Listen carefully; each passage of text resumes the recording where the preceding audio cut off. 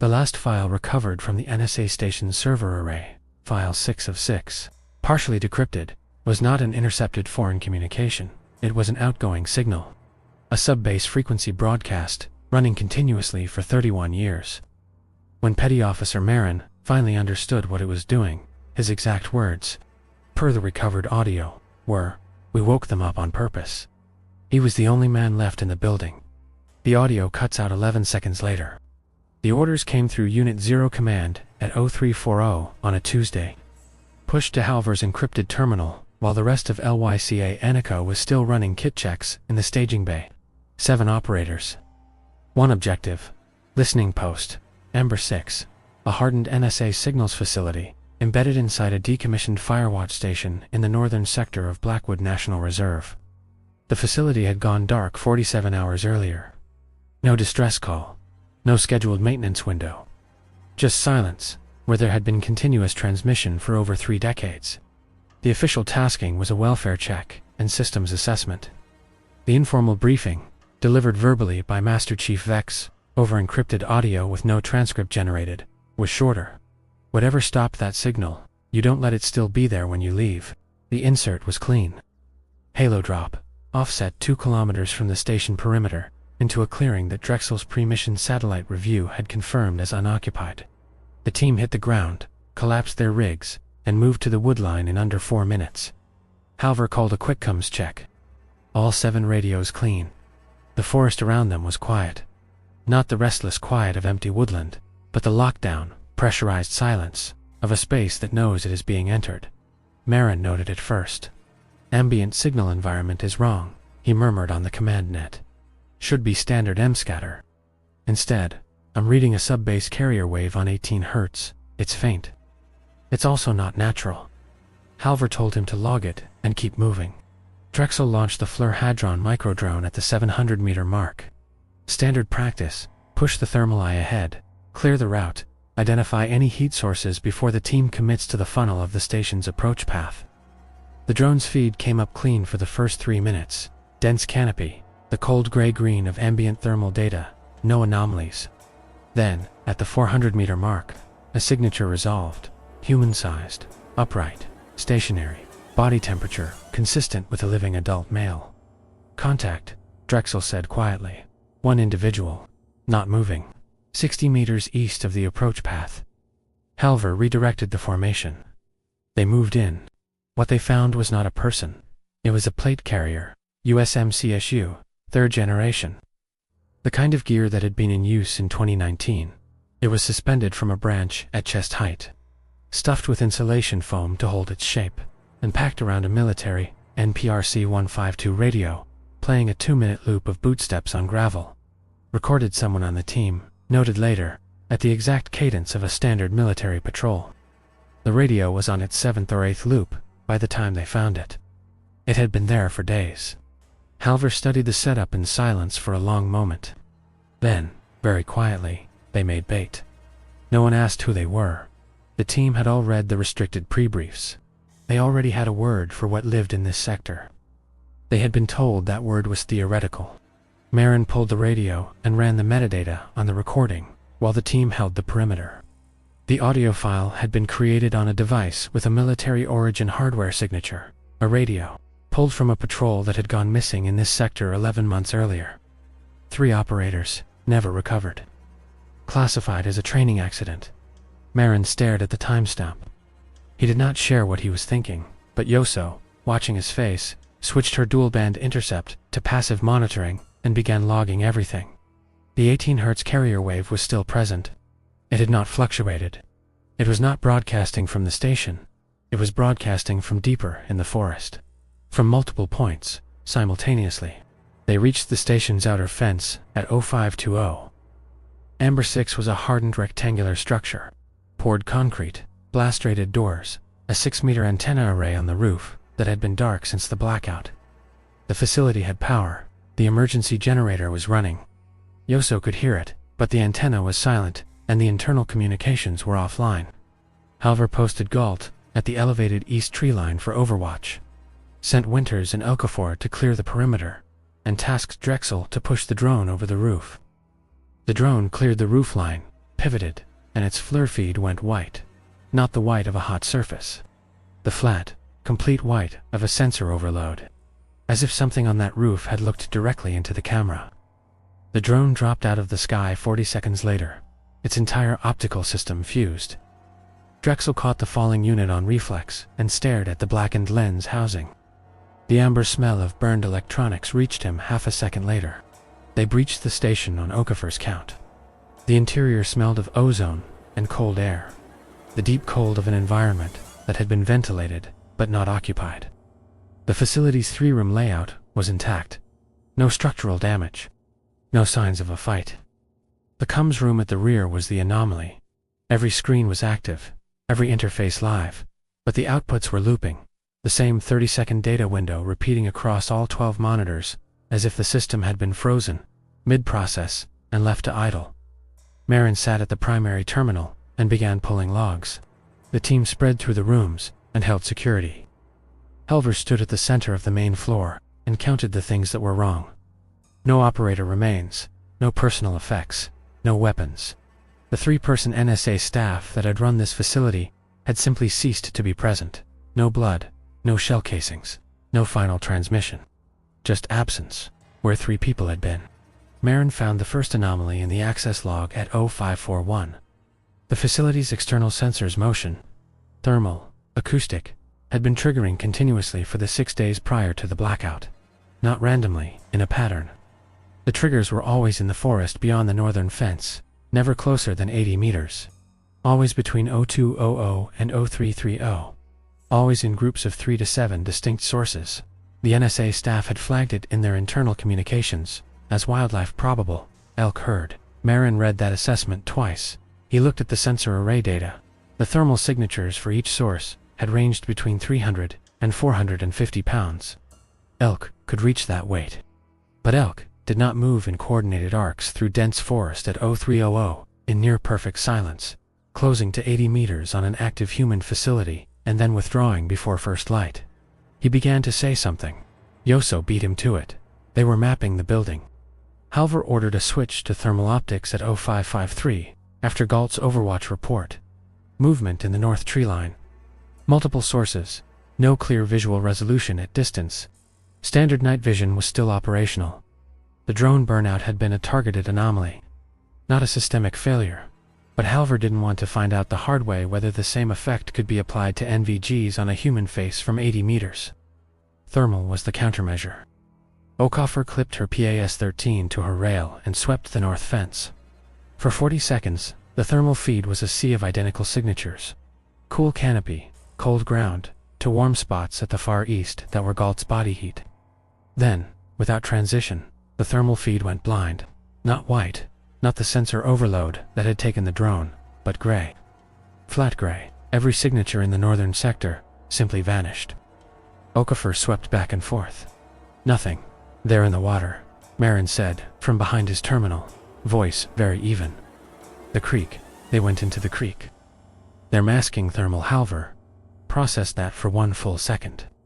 11 seconds later, the station's proximity sensor triggered for the first time at the south fence, 20 meters out. This was the midpoint reversal.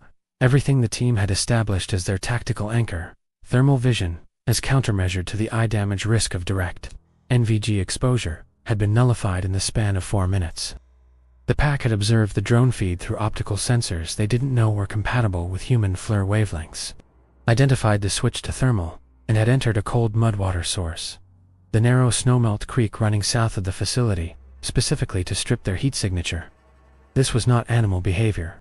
This was coordinated thermal suppression, performed by organisms that understood, at a functional level, how human sensor systems worked.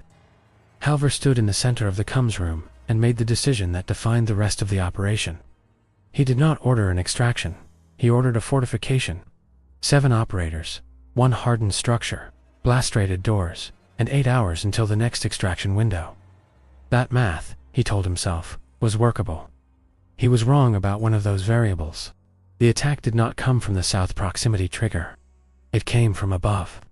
Drexel heard it first, a sound on the roof that was not the wind, not structural settling, but the measured, deliberate movement of something navigating the antenna array. infrastructure with knowledge of where the structural load points were. He reported it on the command net in a low, controlled voice. Galt confirmed from Overwatch. Something had come up the east face of the building. One source. Large, moving with a fluency that suggested prior familiarity with the structure. Halvor looked at the ceiling and made the connection that the NSA access logs had been trying to tell him for the past 20 minutes. The pack had been surveilling this building for 6 days. They knew the floor plan. They knew the camera angles. They knew where the blast-rated doors were. And they had apparently also identified the one ingress point. Those doors did not protect. The ceiling ventilation duct ran the full length of the main corridor. Military spec, rated for blast over pressure, but not rated for the kind of sustained lateral force that began at 0611. Working along the duct's longest run from north to south. Winters planted shaped charges at the duct access panel and waited. Halvor told him to hold. The sound stopped. Silence for 40 seconds. Then the external speakers on the station's perimeter intercom system activated. What came from them was not feedback, not static. It was a voice. Male, mid-50s, flat command authority, the voice of Master Chief, Doran Vex, LYCAN-ECHO, this is Vex. Amber Protocol, suspended, immediate evacuation ordered. South door, code 7. Go now. Yoso looked at her radio. Vex's actual transmission frequency was dark. She had not received any incoming signal in 40 minutes. She looked at Halvor. Halvor looked at the speaker. Don't touch that door, he said. Winters had already moved toward the south door before Halvor's order reached him. Not because he believed it. He later said he did not consciously believe it, but because the voice was exact. Every cadence, every inflection of Vex's command register, replicated with a precision that bypassed rational evaluation and hit something older, muscle memory for authority. He had his hand on the doorbolt before Yoso screamed his name. He stopped, pulled his hand back. The speaker outside continued. Code 7, south door, go now. Calm, authoritative, patient, repeating. Winters stood in the corridor, handshaking, and did not open the door.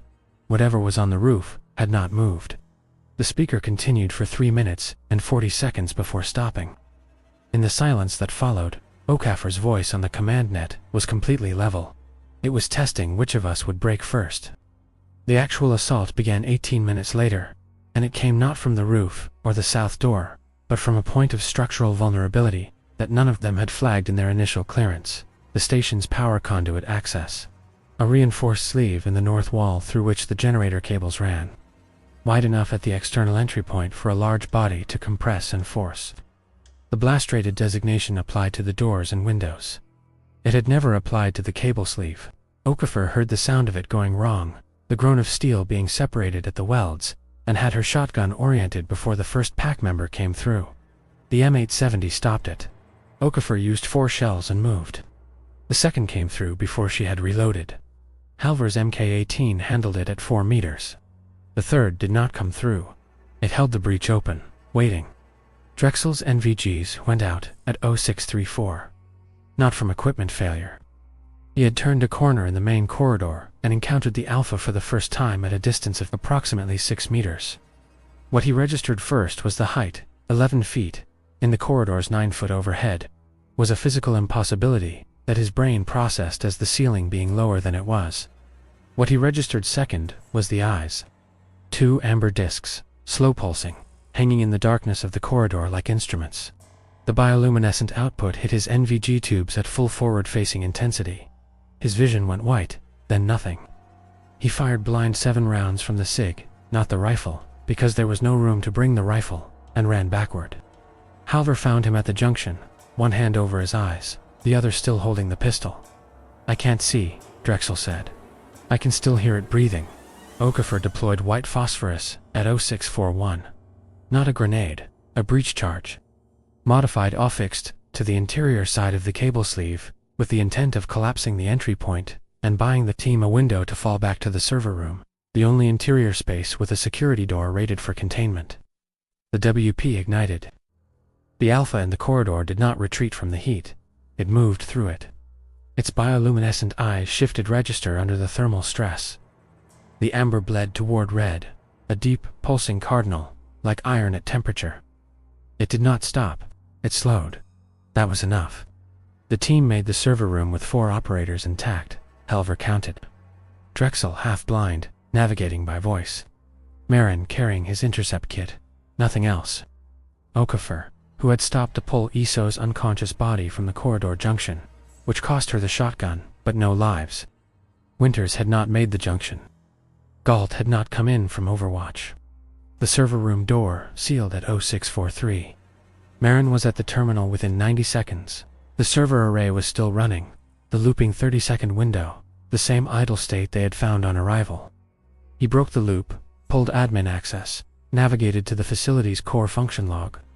What he found there was not the signal's intercept record he had expected. The facility had not been collecting external transmissions for 31 years. It had been generating them. A sub-base carrier at 18 Hz, modulated with a secondary acoustic signature, derived from a biological frequency study conducted in 1974 at a classified Alaskan site. The effect, per the facility's own documentation, was neurological suppression, a chronic low-level interference with the target organism's cortical arousal system. In plain language, a sleep signal, broadcast continuously, to a range of approximately 15 kilometers, keeping something in a state of managed, artificial dormancy. For 31 years, the facility blackout, caused by the generator's automated maintenance cycle, triggering a 72-hour service window that no one had thought to disable, had cut the signal 5 days ago. And in the silence that followed, something old had woken up and looked around and begun methodically reclaiming the radius it had been denied for 3 decades. Marin found file 6 of 6 at 0659. Partially decrypted, the header was clear. The body was a column of redacted blocks, but the subject line was readable. It read, Amber Protocol Reactivation, Feasibility Study, Operational Deployment Assessment.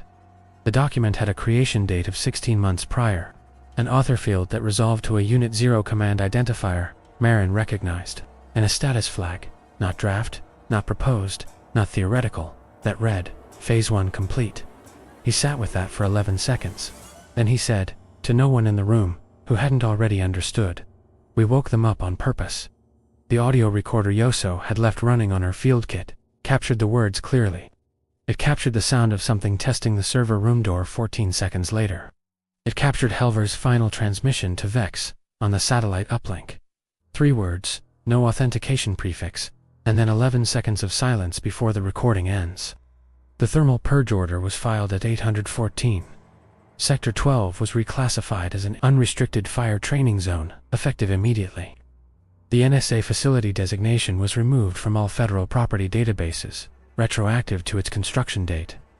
The after-action report submitted to the Joint Chiefs runs to 412 pages, of which 390 are permanently redacted.